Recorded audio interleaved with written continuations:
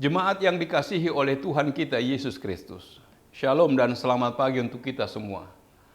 Firman kehidupan di pagi hari ini tertulis dalam kitab Ayub pasal 17 ayat 3. Biarlah engkau menjadi jaminanku bagimu sendiri. Siapa lagi yang dapat membuat persetujuan bagiku?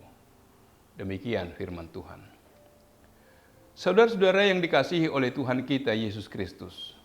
Dalam Ayub pasal 4 sampai 31 diutarakan bagaimana percakapan Ayub dengan sahabat-sahabatnya.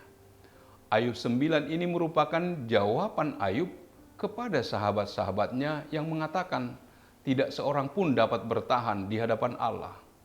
Ayub memulai respon terhadap sahabat-sahabatnya dengan kesadaran bahwa beberapa perkataan mereka benar adanya. Ayub menekankan kembali apa yang telah dipertanyakan Elifas sebelumnya, yaitu tentang ketidakmungkinan manusia untuk benar di hadapan Allah. Jika manusia berperkara dengan Allah, ia tidak dapat membantah Allah karena Allah itu maha besar. Jika Ayub berseru dan kemudian direspon oleh Allah, ia tidak akan mengira hal itu dapat terjadi karena Allah telah mendakwa dia. Dan meskipun ia benar, Allah akan menyatakan bahwa ia bersalah, karena Allah membinasakan orang yang bersalah dan orang yang tidak bersalah. Begitu juga, jika ia mengakui dosanya, Allah akan tetap memandang dirinya bersalah. Maka dalam pandangan Ayub, tidak ada gunanya membuktikan bahwa dirinya tidak bersalah, karena Allah sendiri kelihatannya ingin membinasakan dia. Sampai saat itu Ayub masih bergumul dengan kegalauan karena ketidakmengertian akan apa yang dia alami. Dan memang dalam keterbatasan kita sebagai manusia, tidak semua hal yang terjadi dalam kehidupan kita dapat kita mengerti alasan atau penyebabnya. Kita mencoba menganalisa, bahkan pikiran Tuhan pun kita coba terka. Namun kita harus memahami bahwa pikiran kita berbeda jauh dengan pikiran Tuhan.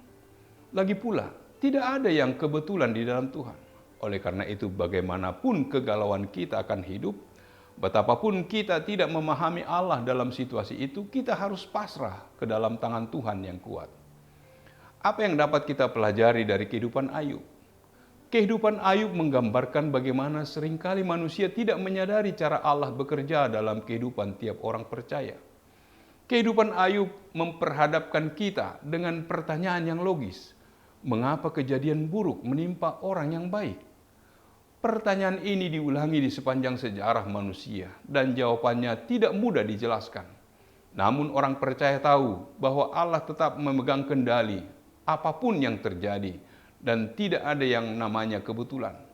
Ayub merupakan orang yang percaya. Ia tahu bahwa Allah bertahta dan berdaulat meskipun ia tak mengerti mengapa berbagai macam tragedi menimpanya. Meskipun demikian, Ayub tetap mengandalkan Tuhan di dalam semua kondisi kehidupan yang dihadapinya. Bahkan di saat ia mengalami kondisi sulit dalam hidupnya, ia tetap berpaling kepada Tuhan. Kesulitan hidup membuat tatanan dan prioritas kehidupan kita menjadi nyata.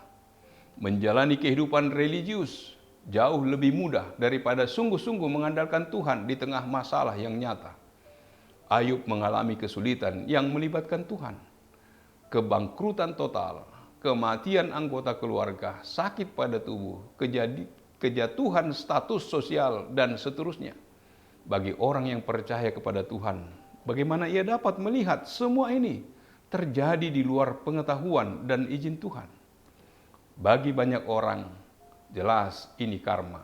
Bagi Ayub, iman dan integritas dirinya jelas. Ini semua terjadi bukan karena kesalahannya. Dalam kesulitan semacam itu, kepada siapa lagi Ayub harus mengadu?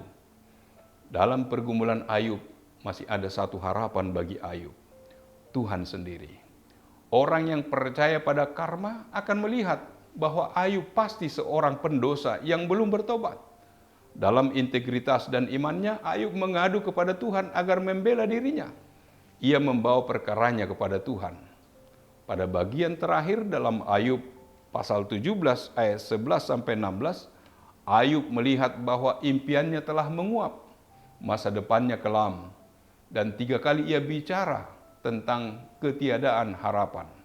Dalam ayat 13-15 dikatakan, apabila aku mengharapkan dunia orang mati sebagai rumahku, menyediakan tempat tidurku di dalam kegelapan dan berkata kepada liang kubur, engkau ayahku, kepada Berenga, ibuku dan saudara perempuanku, maka di manakah harapanku? Siapakah yang melihat adanya harapan bagiku? Kalau harapan itu ada, harapan itu akan ditemukan di dalam Tuhan. Betapapun berat masalah yang kita hadapi, di dalam Kristus kita akan selalu menemukan harapan yang baru. Amin. Marilah kita berdoa.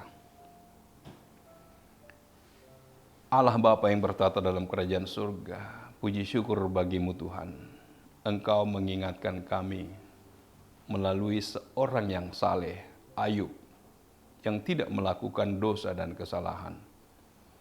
Dia dalam hubungannya dengan Tuhan, menjadikan Tuhan sebagai jaminan baginya, dan biarlah Tuhan yang tetap menyertai dan memberkatinya dalam semua sisi kehidupannya.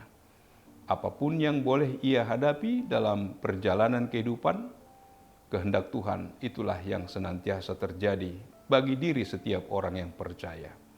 Biarlah kami dalam menapaki kehidupan, dalam melakukan aktivitas kami satu hari ini, Engkau tetap menyertai dan memberkati kami. Terpujilah nama-Mu, dalam nama Yesus kami berdoa dan bersyukur. Amin. Anugerah dari Tuhan kita Yesus Kristus, kasih setia dari Allah Bapa serta persekutuan dengan Roh Kudus, kiranya menyertai kamu sekalian. Amin.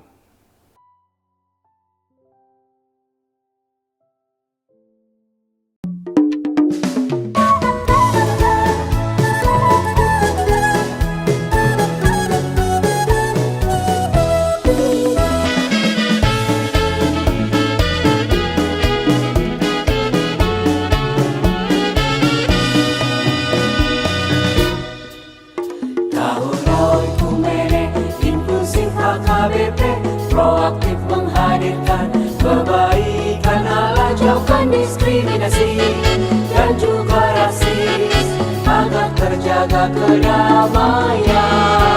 Jauhkan diskriminasi dan juga rasis untuk kebaikan bersama. Kota Yesus waktu di bumi harus mengasihi musuhmu, agar sempurna kehidupanmu seperti Allah Bapa. Agar sempurna kehidupanmu seperti Allah Bapa. Okumene mempersatukan umat manusia di bumi. Okumene selalu membebaskan orang tertindas dan termarginal. Kita semua saling mengasihi sesama manusia. Apapun adanya kita wujudkan keutuhan ciptaan Tuhan.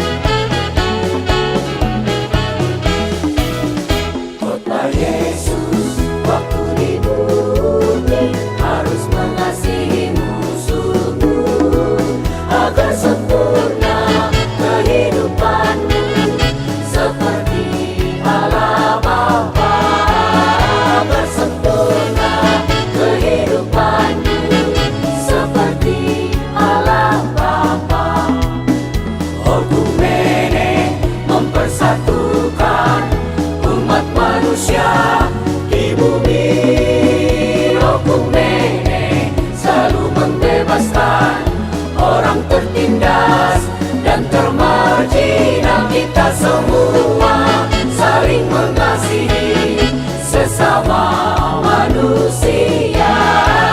Apapun adanya kita wujudkan keutuhan ciptaan Tuhan.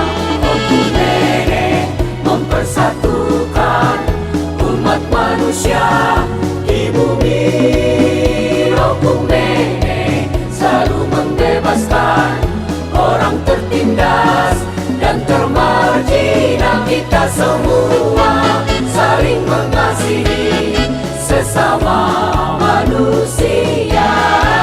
Apapun adanya kita wujudkan keutuhan cinta.